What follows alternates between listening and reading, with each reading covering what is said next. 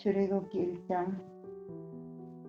야곱과 함께 각각 자기 가족을 데리고 이집트로 내려간 이스라엘의 아들들의 이름은 르우벤과 시므온과 레위와 유다와 이사갈과 스불론과 베냐민과 단과 납달리와 gad과 아셀이다.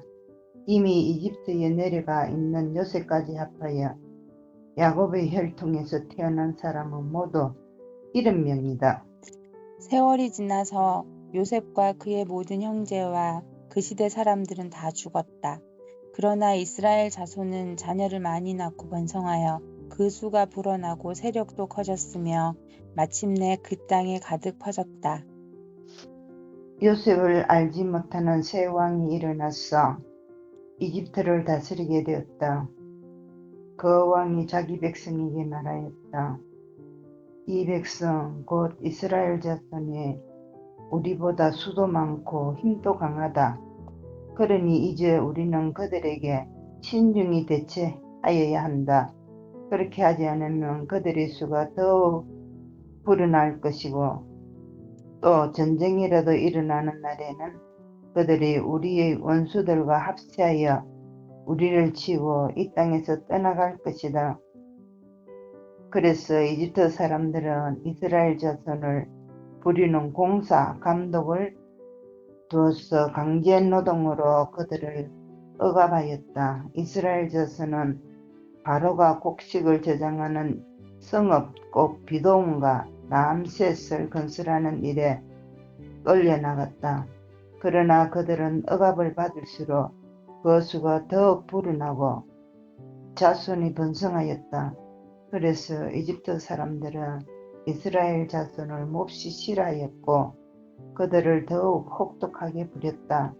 이집트 사람들이 흙을 이겨 벽돌을 만드는 일이나 밭일과 같은 온갖 고된 일로 이스라엘 자손을 괴롭힘으로 그들의 일은 매우 힘들었다. 한편 이집트 왕은 시브라와 부아라고 하는 히브리 산파들에게 이렇게 말하였다. 너희는 히브리 여인이 아이 낳는 것을 도와줄 때 잘 살펴서 낳은 아이가 아들이거든 죽이고 딸이거든 살려두어라. 그러나 산파들은 하나님을 두려워하였으므로 이집트 왕이 그들에게 명령한 대로 하지 않고 남자 아이들을 살려두었다. 이집트 왕이 산파들을 불러들여 그들을 꾸짖었다. 어찌하여 일을 이렇게 하였느냐? 어찌하여 남자 아이들을 살려두었느냐? 산파들이 바로에게 대답하였다. 히브리 여인들은 이집트 여인들과 같지 않습니다. 그들은 기운이 좋아서 산파가 그들에게 이르기도 전에 아이를 낳아버립니다. 그래서 하나님이 산파들에게 은혜를 베풀어 주셨으며 이스라엘 백성은 크게 불어났고 매우 강해졌다.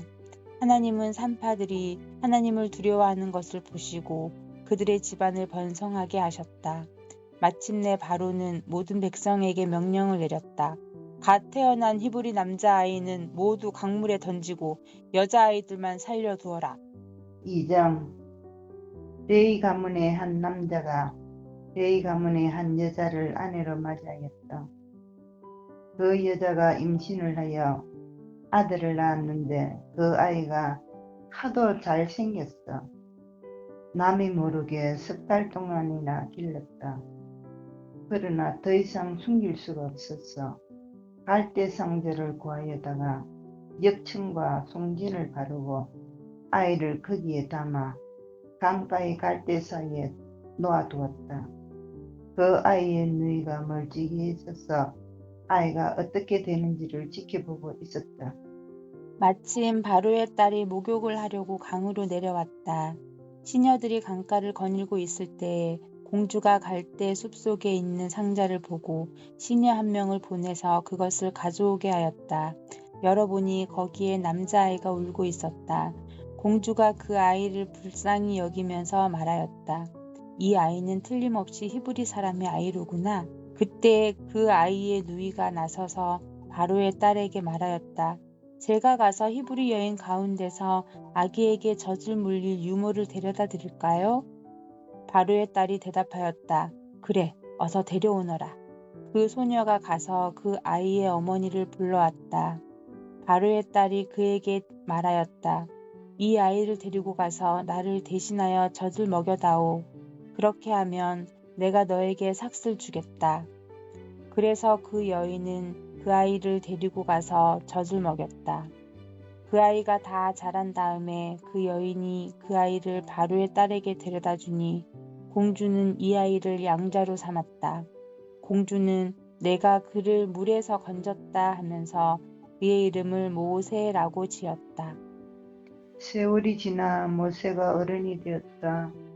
어느 날 그는 왕궁 바깥으로 나가 동족에게로 갔다가 그들이 고되게 노동하는 것을 보았다. 그때 그는 동족인 히브리 사람이 이집트 사람에게 매를 맞는 것을 보고 좌우를 살펴서 사람이 없는 것을 확인하고 그 이집트 사람을 쳐 죽였어 모래 속에 묻어버렸다. 이튿날 그가 다시 나가서 보니 히브리 사람 둘이 서로 싸우고 있었다. 그래서 그는 잘못한 사람에게 말하였다. 당신은 왜 동족을 때리요? 그러자 그 사람은 대들었다. 누가 당신을 우리 지도자와 재판관으로 세웠단 말이요. 당신이 이집트 사람을 죽이더니 이제는 나도 죽일 작정이요. 모세는 일이 탄로난 것이 알고 두려워하였다. 바로가 이 일을 전하여 듣고 모세를 죽이려고 찾았다. 모세는 바로를 피하여 미디안 땅으로 도망쳐서 거기에서 머물렀다. 어느 날 그가 우물가에 앉아 있을 때이다. 미디안 제사장에게 7딸이 있었는데 그 딸들이 그리로 와서 물을 길어 구유에 부으며 아버지의 양떼에게 물을 먹이려고 하였다. 그런데 목자들이 나타나서 그들을 쫓아버렸다. 그래서 모세가 일어나서 그 딸들을 도와 양떼에게 물을 먹였다. 그들이 아버지 루엘에게 돌아갔을 때 아버지가 그들에게 물었다. 너희가 오늘은 어떻게 이렇게 일찍 돌아왔느냐? 그들이 대답하였다. 어떤 이집트 사람이 목자들이 손에서 우리를 구하여 주고 우리를 도와서 물까지 길어 양떼에게 먹였습니다. 아버지가 딸들에게 말하였다. 그 사람이 어디에 있느냐? 그런 사람을 그대로 두고 오다니 어찌 그럴 수가 있느냐? 그를 불러다가 음식을 대접해라. 루엘은 모세가 기꺼이 자기와 함께 살겠다고 하므로 자기 딸 십보라를 모세와 결혼하게 하였다.